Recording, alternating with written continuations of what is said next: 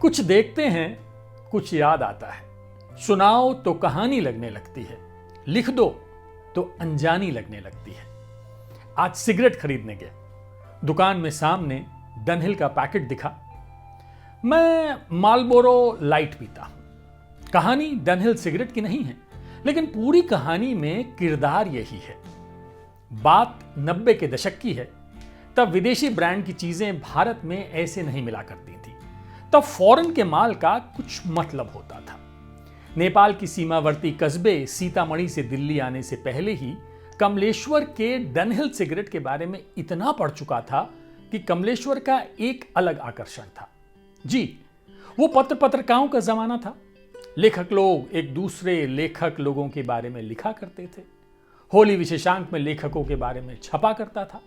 कस्बों में बैठे हम पाठक उन्हीं को पढ़ पढ़कर अपने नायक बनाया करते थे। दिल्ली आने के बाद पहली बार मैं जिस लेखक से मिला वो कमलेश्वर ही थे। वे चेन स्मोकर थे। सामने डनहिल का पैकेट पड़ा रहता था। धुएं के पीछे से आती उनकी रूहानी आवाज का ऐसा जादू चढ़ा कि बार बार मैं उनके घर जाता था। डनहिल के ऐश्वर्यशाली लगने वाले धुएं के पीछे से जब वे अपने संघर्ष की कहानियां सुनाते थे तो मन वैसे ही संघर्ष करके डनहिल पीने का होने लगता था। एक बार मैंने पूछा कि आपकी आवाज इतनी अच्छी क्यों है। जवाब में उन्होंने अपनी डनहिल दिखा दी थी। मन में बड़ी हसरत थी कि एक दिन मैं भी इसी तरह से लेखक बनूंगा और डनहिल ही पिया करूंगा। कभी कभी एक आध डनहिल खरीद भी लेता था, लेकिन उससे कई दिनों के सिगरेट का बजट बिगड़ जाता था। बहरहाल मैं डनहिल के धुएं के पीछे छिपे उस जादुई लेखक से मिलने बहुत जाता था। ग्रीन पार्क में रहते थे। जब भी मिलते कहते मैं मुंबई की उस नारकी दुनिया को छोड़ आया हूं, कहकर एक डनहिल उठा लेते थे। मैं आज तक डनहिल को कमलेश्वर से अलग करके नहीं देख पाता। मुझे याद है जब कॉलेज के पॉलिटिकल साइंस डिपार्टमेंट के ट्रिप पर मैं भी उनके साथ बस में लदकर शिमला चला गया था। वहीं समर हिल की ट्रैकिंग में मुझे पहली बार किसी से प्यार हुआ था। 3 दिन के उस ट्रिप के दूसरे दिन कुफरी से लौटते हुए मैंने अपने उस पहले प्यार को बस में डनहिल और कमलेश्वर का किस्सा सुनाया था। मैं जब कमाऊंगी तब तुम्हारे लिए डनहिल खरीद दिया करूंगी, वही पीना। जानते हो, सिगरेट पीकर बहुत धीमी आवाज में बात करने वाले लड़के मुझे बहुत अच्छे लगते हैं। एकदम मैस्कुलिन फील होता है। कहने के बाद वो बस की खिड़की से बाहर देखने लगी थी। उसने खिड़की से बाहर देखते हुए कहा था, तुम भी वैसे ही हो मैस्कुलिन। वो अपने जेब खर्च के पैसों से मेरे लिए महीने में कम से कम 1 पैकेट डनहिल खरीद दिया करती थी। मुझे याद है जब उसने पहली बार पायनियर अखबार में लेख लिखा था और उसका पारिश्रमिक मिला तो उसने मेरे लिए डनहिल का एक बंडल खरीद दिया था, 10 पैकेट पूरे। कहती थी, इस तरह लेखक बनना, बहुत बड़े, और डनहिल मैं पिलाया करूंगी। तुम पैसों के लिए मत लिखना, पैसा मैं कमाया करूंगी।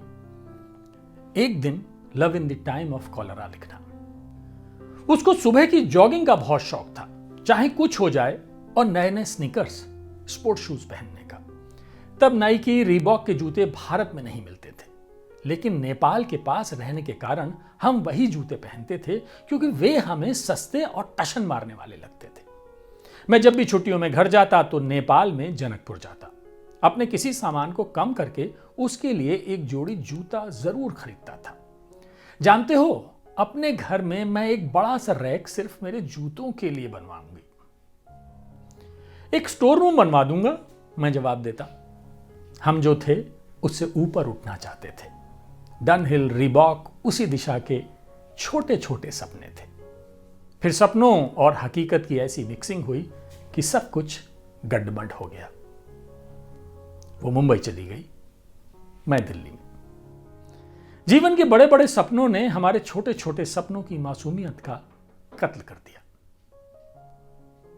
कमलेश्वर ने एक बार कहा था, जानते हो, इंसान जो कुछ शिद्दत से पाना चाहता है उसे एक दिन मिल भी जाता है, लेकिन इंसान की मुश्किल यह है कि वो जब जो चाहता है उसको तब वो नहीं मिलता। जब डनहिल पीने लायक पैसे आए तब तक डनहिल क्या, डनहिल से जुड़ी हर याद दिल से जा चुकी थी। पता नहीं कैसे, आज सिगरेट की दुकान में डनहिल का पैकेट रखा देखा तो इतना सब याद आ गया। वो लड़की याद आ गई जिसकी आंखें बहुत पनियाली थीं, ऐसे जैसे गुलाब की पंखुड़ी खुलते ही ओस की एक बूंद ढप से गिर जाए। कहते हैं जिसकी आंखों में बहुत पानी होता है उसके दिल का कोई पानी नहीं होता। डनहिल देखा तो वो लड़की याद आई जिसने समर हिल की ट्रेकिंग में डनहिल देखी तो वो लड़की याद आई जिसने समर हिल की ट्रैकिंग में मुझे जीवन में पहली बार आई लव यू बोला था। यह वादा किया था कि जीवन भर मुझे डनहिल पिलाएगी। मैंने एक पैकेट मार्लबोरो लाइट का उस दुकान से खरीदा और लौट आया। हर बजट में दाम बढ़ जाता है।